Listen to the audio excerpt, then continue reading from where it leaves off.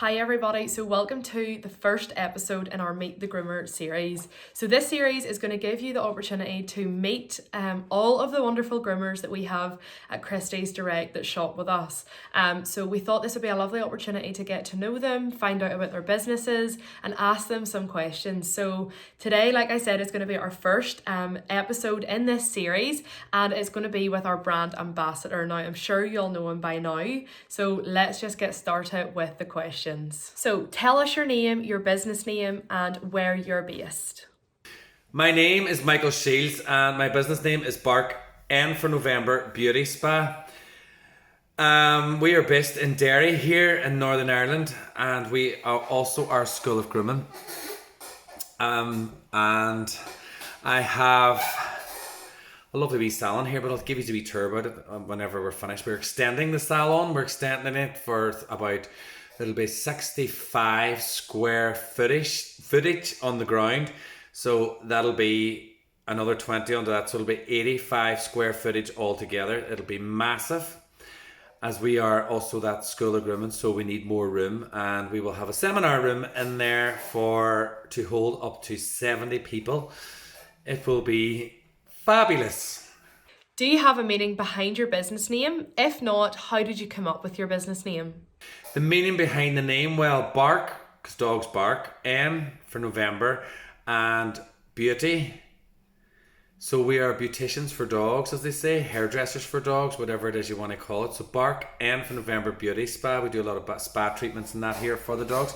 We do pedicures, we do manicures, we cut hair. So that's what the name is, Bark and Beauty Spa. N instead of and, N for November. So that's just something I came up with all those years back, and that's the way it was. I don't know. The Bark N for November Beauty Spa based here in Derry. How long have you been a groomer for, and what made you want to start grooming?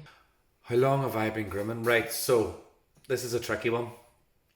I done a course 15 years ago for 20 days with in Donegal down by the sea, and I didn't really do much with it because I was in the mental institution working for 17 years.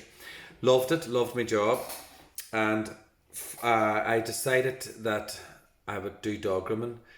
How did I get into dog grooming? Well, I got into it because I took my dog to a dog groomer's, and it was nice, you know. I thought, God, I could do this, because I did a bit of barbering as well in the tech, and I used to do the barbering with all my patients here in the hospital. Whenever I was working in the hospital, I used to do all the men's hair. I actually done the women's hair as well, put wee curlers in and wee bits of rinses and things, you know, just give them a wee boost, because when you get your hair done, you know yourself, you feel really good about it, about yourself. And that's why I done barbering, and then I took my dog to dog groomers, and I thought, you know, that looks a really good job. I really liked the look of it, and the dog was okay. It wasn't a bad groom, you know, and I thought, you know, I'm going to try this. So I took out my barbering shears and I done it a wee bit different and a couple of days later, and showed my friend it, and they went, oh my God, you should be a dog groomer and whatever else. And that's where it all came from. So I sort of fell into dog grooming. Loved dogs, loved animals all my life, but I became a dog groomer because of that reason, that I took my dog to dog groomers, and I really liked the fact that I went into this dog room and I thought, God, this looks like a nice environment, and it looks like I would like to do something like this. And the dog was just okay, you know, it wasn't bad, and I decided to do something else on it, and I got out my barbering shears and put on a couple of comb attachments and whatever else, and got my scissors out and tidied it up a wee bit the way that I thought it should look, and he looked really, really well. And my friend was all, oh my God, it's actually a friend of mine, we're still friends, she's just moved out the road there from me, from where we work and where we live. And that's where it all went from there. I just decided, I just fell into it, really. So that's what made me want to become a dog groomer. Then I, as I said, on that course 15 years ago, and then 8 years later, I did the odd dog here and there in a wee room in my house. They start off with at the back of my house at a wee room, and I done that, and then I moved back to Donegal with my husband, and stayed out there, and I just fitted about with it really for years. And then about 8 years ago, I think it was about 8 years ago, I went for a grooming competition in Dublin, somewhere, and I think it was the showgrounds in Dublin, I can't remember, but I got placed in every class that I'd done, and I was like, oh my god, I can actually do this.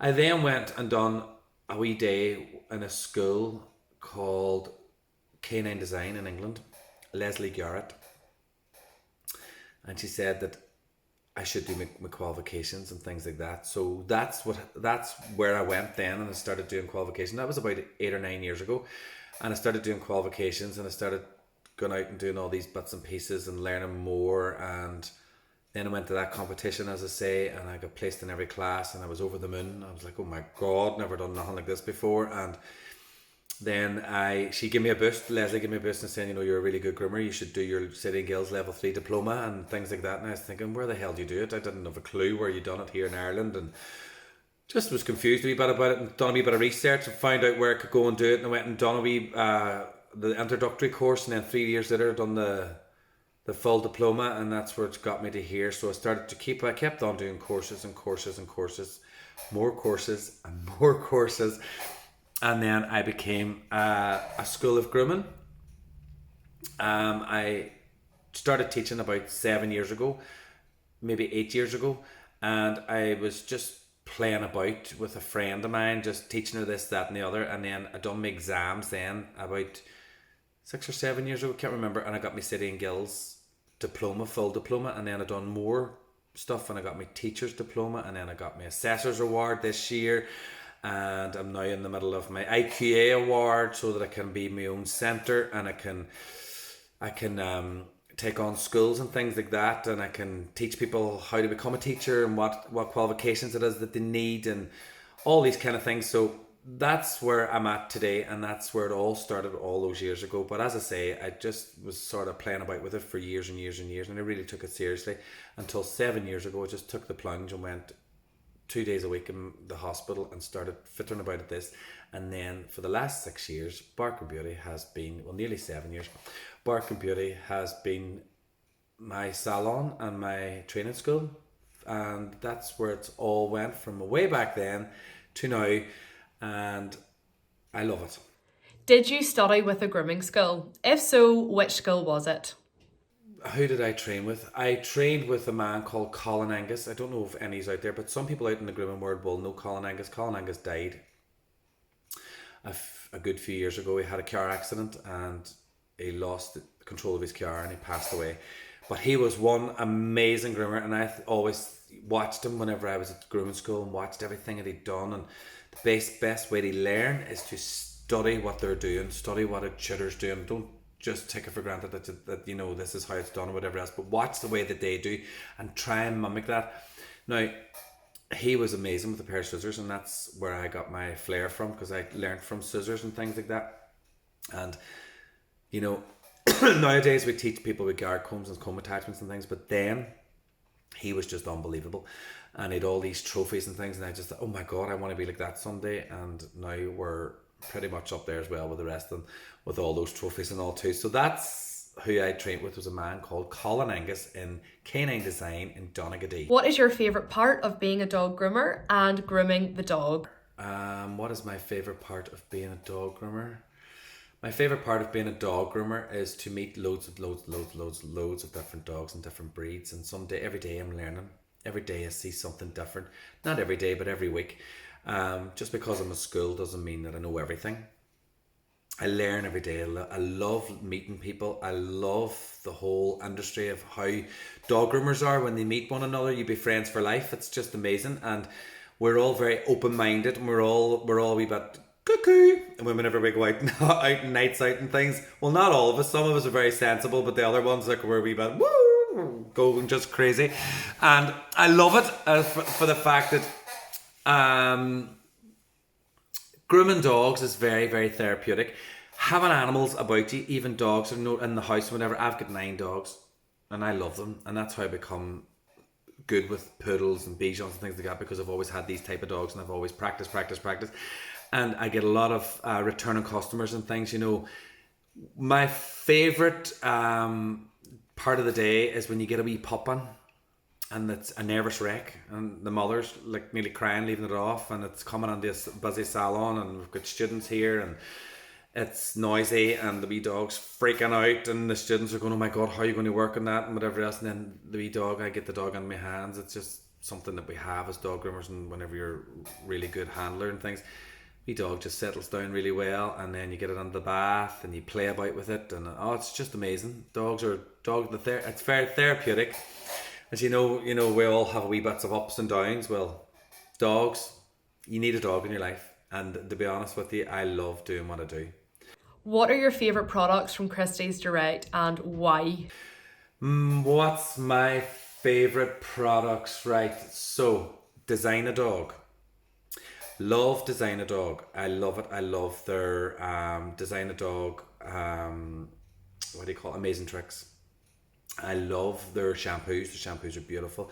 Filthy Hound, amazing for dogs that are really greasy, and they are, oh my god, like really dirty dogs, like dogs come from the countryside and things like that, farm dogs and things. We get a lot of those because we're in the country.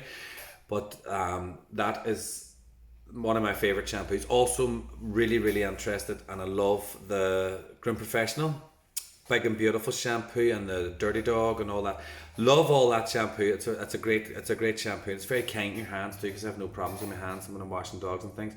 But I love it, and I love the Groom Professional GP products. I love all the range. I love their brushes, their scissors, the Cyrus scissors, and all those scissors that I get my students to buy. They are fantastic scissors, and they last. They can bounce off the floor and things like that. Crazy about me rose lines, like everybody knows me about my rose lines, but I love those as well. But I mean, my everyday go-to scissor for finishing dogs and things would be the Blue Quartz. Love them. I love their combs. I love the Spectrum combs. Just all that stuff, and it's very affordable. It's not over the mark, and it's really, really good quality products. Like the brushes, you can bounce them off the floor and they never break. Fantastic stuff. I love it. Finally, can you give us some top tips that you've learnt while being a dog groomer? Okay, top tips. Get your little pups on very young age after their first set vaccinations. Get them used to the noises. If you're in the house and you're hoovering, let them run around behind you. Get them used to all the noises about the house, and get them the Hoover. The Hoover's a big thing because we use blasters here and they're very noisy. Get them used to the Hoover and the hairdryer and things like that. Brush them in between grooming, and even when they're wee pups and you think, oh, they're only wee pups, brush them. Get a soft slicker brush and brush them every day. Get them used to the feel of it, and then when they come into the salon, then when they're about 3 months old or whatever, we get them in, and it's a lot easier for groomers. And as they get older and they go through the salon all the time, they can do the best thing ever. If you leave a dog too long, be careful of leaving the dog too long. If you leave a dog too long and you leave it, they're a year old, and people tell you, oh, you don't groom it for it's a year, that's wrong, because that dog has never been in that environment, and it scared the life out of the dog because of the noise and things like that. And then I hear a lot of customers would say to me, oh, my dog didn't like that last place. Your dog didn't like the last place 9 times out of 10 because the wee dog hadn't been groomed until it was about 8 or 9 months, and that's wrong. It has to be about 3 months. Get them in, get them a feel of it. Even if it's just a bath and a brush, that's all it takes. And get them in every 4 to 6 weeks, or every 8 to 10 weeks, depending on what kind of coat it is. If it's a wee hand strip dog or whatever, a wee wired hair coat or whatever, or if it's just a wee poodle, Bichon, Shih Tzu, whatever, every 4 to 6 weeks, just for a wee bath and blow dry to get them used to it. That is my top tips. And also to make sure you have a brush and a comb. If you have any dog with long hair, brush it, then comb it. Those kind of things is very important for anybody out there looking to get a wee dog or have dogs. Make sure that you get them in when they're very early into the salon. And that's basically it for today. But would I just show you around my salon now? And it's a bit small, but I had my daughter on here. We were playing, So we'll go round. It is, well, it's not that small. We've got 7 tables in here. And this is Bark and Beauty Spa. Now, I would take you outside, but it's pissing down with rain. But anyway, this is what we do. We do everything in here, in our salon. And then we have a tables down around here. Now, outside there where my fan is, I'll let you see it out through the window. From this end of this building, which is this wall here, we're going to be building a brand new big salon out there. It is huge, and it will be fabulous. Now, thank you for watching this wee video, and hope to see you all soon. And I have a webinar coming up on the 6th of July if you want to join on to it. please feel free to contact Christies. Thank you so much for taking part in our question and answer for Meet the Groomer. I really hope that you all enjoyed watching that, and we will definitely have more of these coming up, so keep your eyes peeled for them.